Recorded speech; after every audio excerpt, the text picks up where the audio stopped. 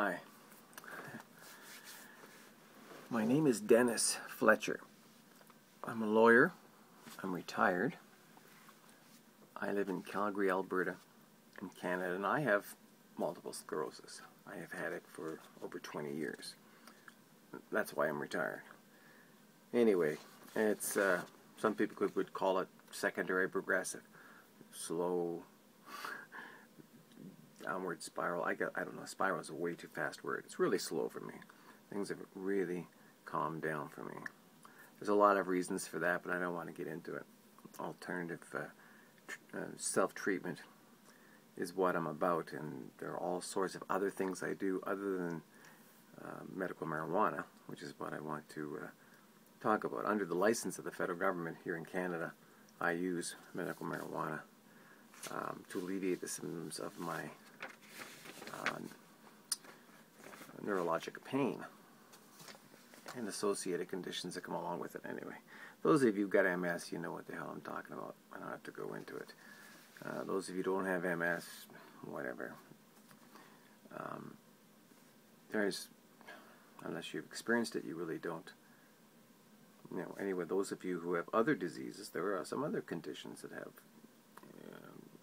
symptoms very, very similar to multiple sclerosis. Lots of people who have multiple sclerosis that I know were misdiagnosed initially with chronic fatigue syndrome. Chronic fatigue syndrome is a real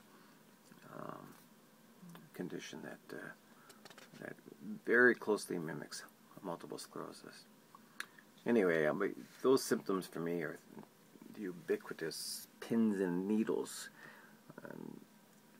That's what people call it, pins and needles. I call it jabbing. I mean, they're not pins and needles. They're searing jabs. Anyway, I have burning, searing jabs, burning sensations, especially up and down my spine.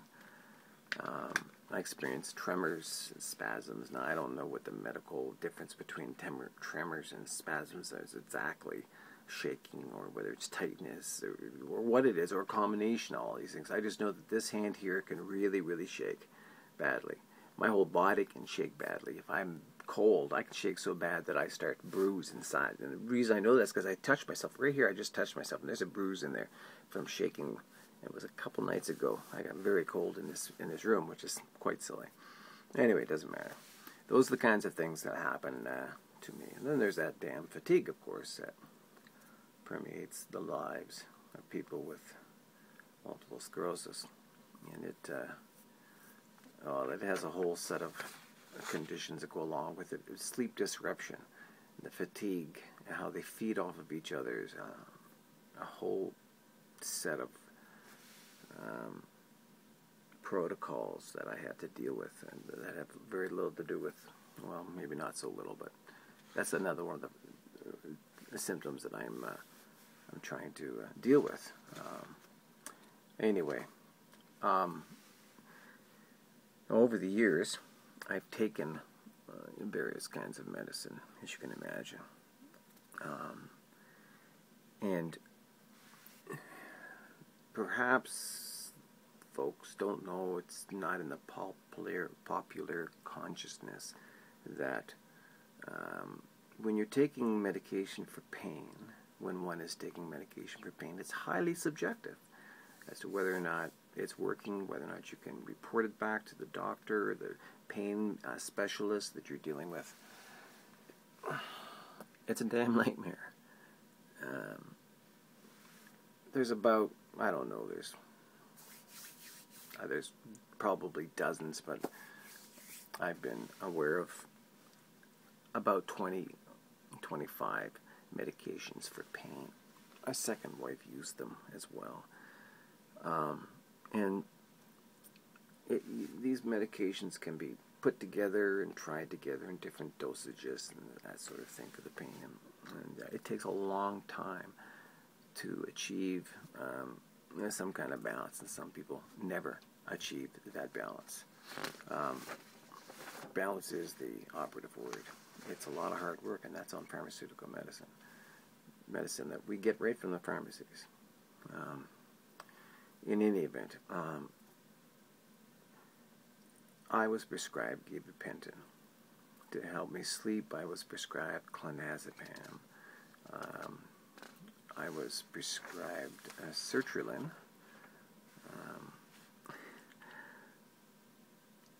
The amount of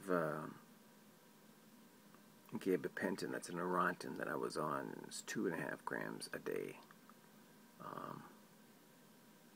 There is an incredible amount of management to Neurontin and clonazepam. Titration to get the dosage up and down, and be careful and with the dosage. That titration is because it's pain that you're dealing with, and because it's sleep and fatigue problems you're dealing with, and the depression. I mean, you know, my God, this gabapentin, this Neurontin, 2.5 grams a day made me dead from the neck up and from the waist down. They prescribed sertraline, which is a kind of Zoloft, because I was depressed. Dead from the neck up, dead from the waist down, and I was depressed. My God, I wonder why. 2.5 grams of Neurontin a day. I'm not, you know, I don't want to, I'm not, truly not trying to say anything. Yes, I am. I'm saying about the whole medical system. This pharmaceutical facade of I know better than you do has been going on far too long. People with multiple sclerosis and chronic fatigue syndrome and cancer and all of these horrific diseases, Hodgkin's disease, oh my God, this is bipolar, everything. All of these diseases are cash cows for the pharmaceutical industry.